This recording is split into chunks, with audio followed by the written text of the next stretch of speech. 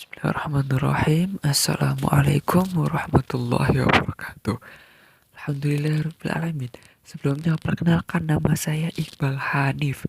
Saya dari kelas PID dengan NIM akhir 124.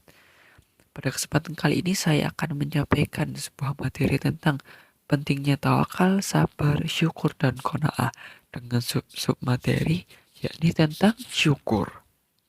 Nah, terlebih dahulu saya ucapkan terima kasih kepada dosen pengampu yakni Ustadz Muhammad Subki Hasbi MPD. Mula-mula saya akan menyampaikan pengertian dari syukur itu sendiri. Secara bahasa, syukur berasal dari kata syakara, yashkuru, dan syukron yang berasal dari bahasa Arab yang artinya pujian atas sesuatu dan penuhnya sesuatu.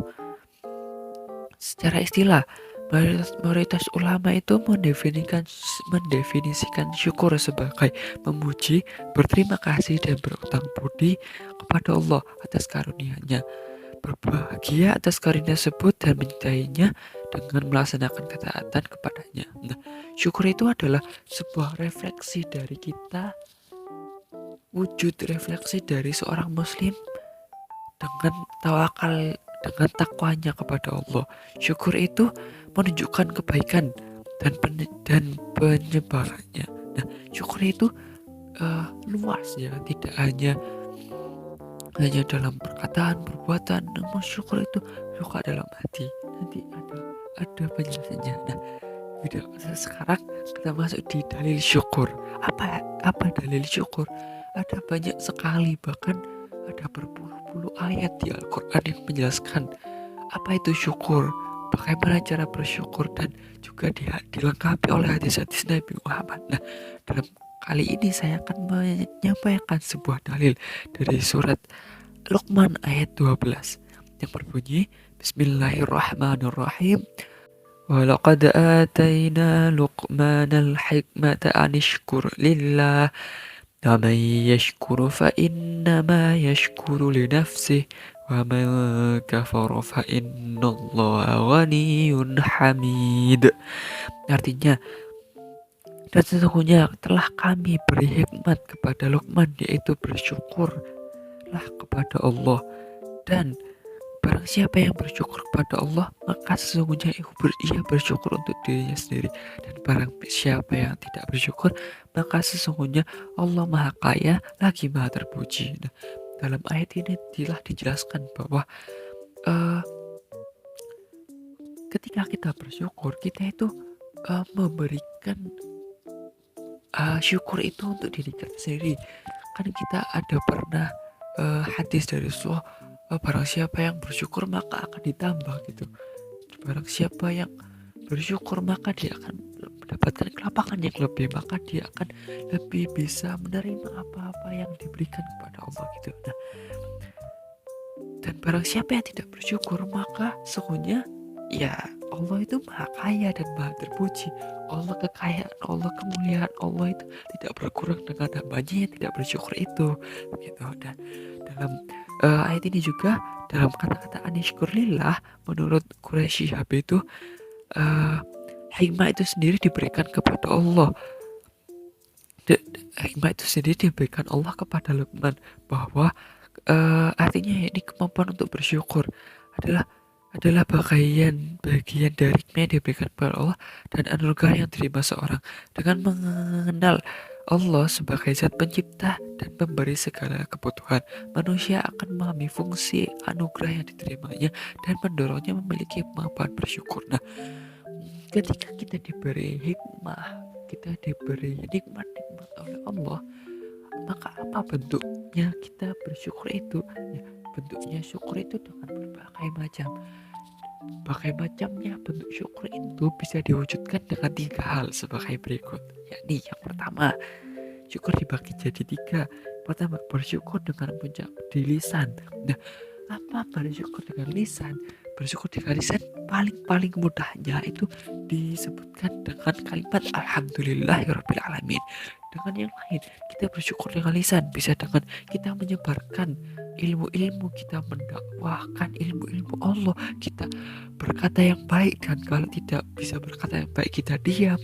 Bersyukur dengan lisan ini banyak sekali, tidak hanya dengan kata alhamdulillah, bisa dengan mengucapkan yang baik, nahya anil munkar, wa ta'muruna bil ma'ruf, itu juga bisa bersyukur dengan lisan. Selanjutnya bersyukur dengan hati, melaksanakan segala kehandalian Allah. Bersyukur dengan hati ini dengan kita tidak dalam tanda kutip menggerundel, atau dalam istilahnya itu batin kita, hati kita itu tidak menafikan nikmat-nikmat Allah. Dengan hati kita itu tidak muncul perasaan untuk tidak mensyukuri nikmat-nikmat Allah. Apapun yang diberikan Allah, entah banyak atau sedikit, hati kita itu selalu menerimanya begitu. Selanjutnya bersyukur dengan badan.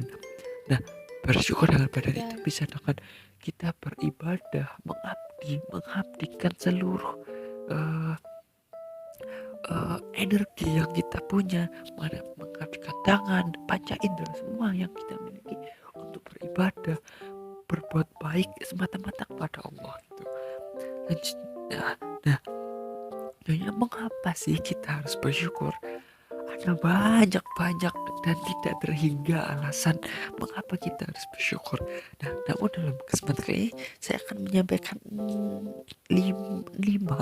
lima cara atau mengapa kita harus bersyukur kepada Allah. Yang pertama, syukur diperintahkan bagi orang-orang yang bertaubat dan diampuni dosanya oleh Allah, yang terdapat dalam surat Al-Baqarah ayat 52 sampai 51. Nah, kalau kita pernah berbuat kesalahan, terus dosa-dosa kita, terus kita bertobat dan dosa-dosa yang telah ampuni itu yang telah kita lakukan diampuni Allah, terusnya kita wajib untuk bersyukur agar kita senantiasa terus menaati atau terus berjalan dalam taubat itu. Selanjutnya bersyukur karena dimampukan menjadi orang yang bertakwa. Nah, itu saya pasti karena nikmat-nikmat yang paling besar adalah nikmat untuk bertakwa. Selanjutnya syukur diberi anak. Nah, anak adalah sebuah rezeki. Dengan anak kita bisa merasakan syukur. Kita capek kerja, melihat anak yang ceria, kita bersyukur gitu. Nah, penting sekali bersyukur saja. Syukur diberi pendengaran, penglihatan, dan hati nurani. Nah, pendengaran, penglihatan, dan hati nurani ini adalah panca indera yang paling utama yang dimiliki oleh manusia. Tanpa itu kita sebagai manusia kurang sempurna gitu. Maka kita harus bersyukur atas pendengaran, penglihatan, dan hati nurani kita. Syukur terhadap nikmat yang mendirikan sholat dan rezeki yang diberikan. Nah, sholat, terus beribadah, dan segala apapun rezeki, baik material, baik rezeki yang tidak terlihat dan yang belum pernah kita syukur, itu semuanya itu harus disyukuri. Dan syukur dibolehkan dan tunjukkan pada jalan lurus, yakni adilul Islam. Selanjutnya, apa sih hikmah dari bersyukur yang telah banyak saya panjang lebar tadi? Yang pertama, hidup penuh keberkahan. Sudah pasti kalau kita bersyukur otomatis kita akan merasa cukup, dan orang-orang yang merasa cukup dalam hidupnya pasti akan penuh keberkahan. Contoh, dia diberi motor pun dia akan tetap bersyukur, dan dia tidak akan memilih untuk saya masih kurang kayak ini terus ini. Orang yang bersyukur itu mungkin dia akan bersyukur dengan motornya, dan lebih dia akan berusaha semaksimal mungkin di pekerjaannya. Terus yang kedua, terhindar dari penyakit hati. Ini sudah pasti ya, orang yang bersyukur itu tidak mungkin merasa riya atau merasa iri ketika tetangganya mendapat mobil baru lah atau rumah baru lah. Dia akan tetap bersyukur dengan apapun yang diberikan Allah, itu sudah cukup baginya. Selanjutnya, meningkatkan keimanan seorang. Sudah pasti ketika kita bersyukur, iman kita itu pasti akan naik gitu, akan meningkat. Selanjutnya, dijanjikan surga oleh Allah. Pasti Allah menjadikan surga bagi hamba-hambanya yang bersyukur gitu. Selanjutnya, yang terakhir ditambahkan kenikmatannya. Sudah pasti ketika kita bersyukur, dilipat-lipat gandakan oleh Allah. Tapi ketika kita bersyukur, maka ingatlah semuanya azab Allah sangat pedih. Nah, untuk mengakhiri presentasi saya pada kali ini, maka saya akan menyampaikan sebuah hadis gitu dari Rasulullah berbunyi an Aisyah qala kana Rasulullah sallallahu alaihi wasallam idza qama hatta tafattara rijalahu qala Aisyah ya Rasulullah atasna'u hadha wa qad ghufira laka ma qad taqaddama min dhanbik wa ma ta'akhkhar qala ya Aisyah afala akunu abdan syakurona. Dalam hadis ini Rasulullah sangat menekankan pada kita bahwa Aisyah itu sampai heran mengapa Rasulullah mau sholat sampai bengkak kakinya gitu kan. Rasulullah dosanya pasti diampuni, dosa-dosa yang telah lalu dan dosa-dosa yang akan datang itu pasti diampuni dan telah dijamin untuk surga oleh Rasulullah. Nah, mengapa Rasulullah menyangka usul Sayyidah Aisyah itu sampai heran?